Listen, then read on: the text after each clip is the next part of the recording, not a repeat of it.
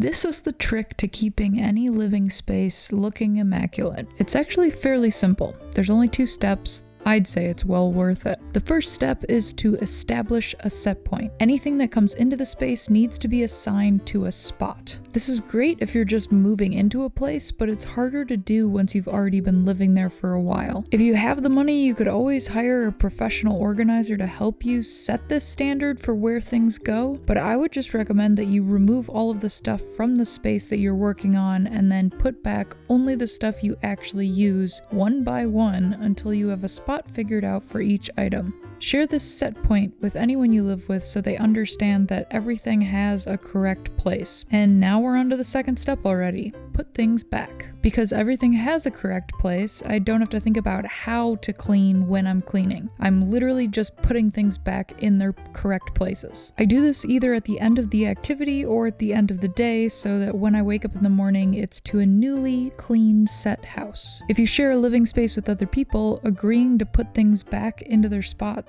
is a conscientious way to live. It allows the next person to come in and use the objects or the space for their own projects without having to clean up your mess first.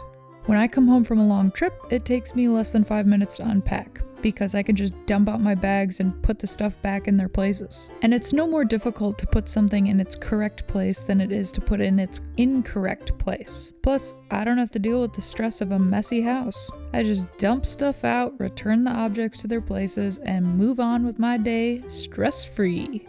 And that's it.